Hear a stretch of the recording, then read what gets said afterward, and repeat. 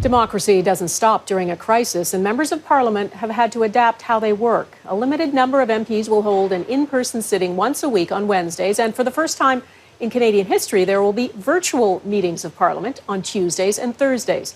The clerk of the House of Commons says technology isn't where it needs to be for all 338 MPs to take part virtually.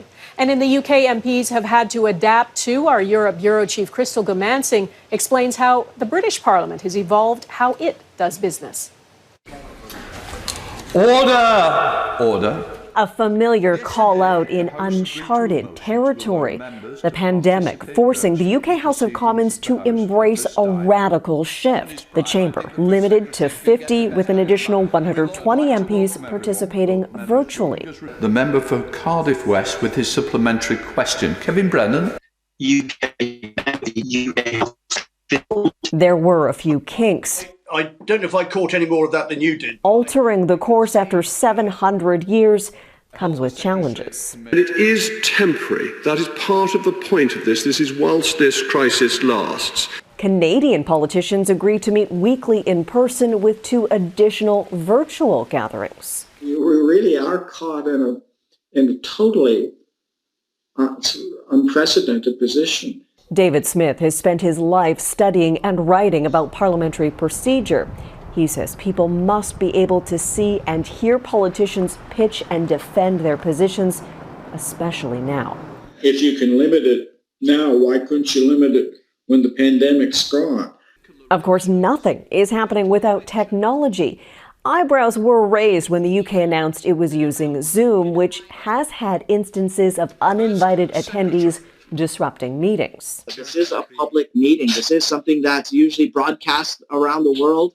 It could be on YouTube, on Facebook. So the concerns are there, but they're not significant. Security, accessibility, user knowledge. Most agree digital democracy is not perfect. But like everything right now, the priority is health. Crystal Goomansingh, Global News, London. It's been 50 years since the first Earth Day was proclaimed, and look where we are. Economies around the world shut down because of a virus, and the only winner could be the environment. 5 decades ago, an estimated 20 million Americans took to the streets for Earth Day. There were calls to limit pollution, clean up garbage, and do more to protect the Earth. 50 years later, it is measures aimed at protecting people that are also protecting the planet, as Eric Sorensen explains. In the history of environmental awareness, there's never been an Earth Day that has come closer to reflecting the intended dream.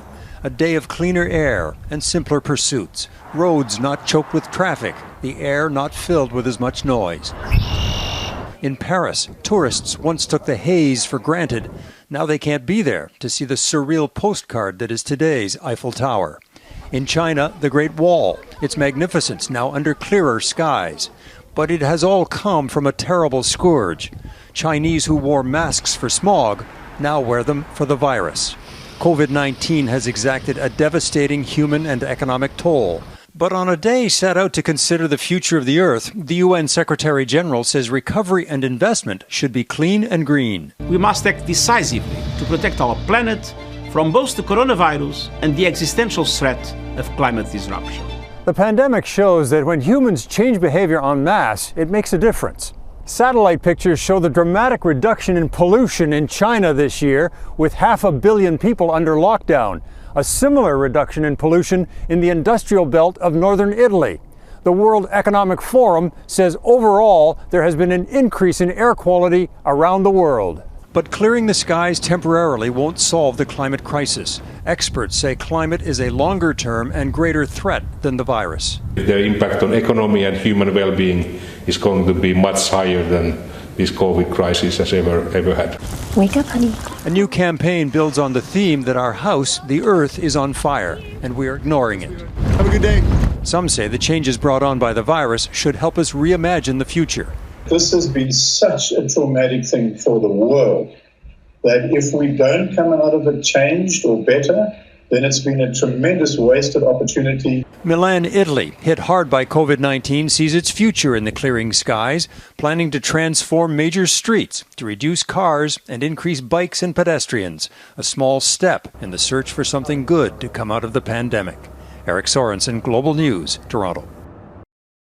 There's so much information surrounding coronavirus out there now. We know you have questions. Email your questions at globalnews.ca. Tune in to Global National or go to globalnews.ca/coronavirus now to find the answers.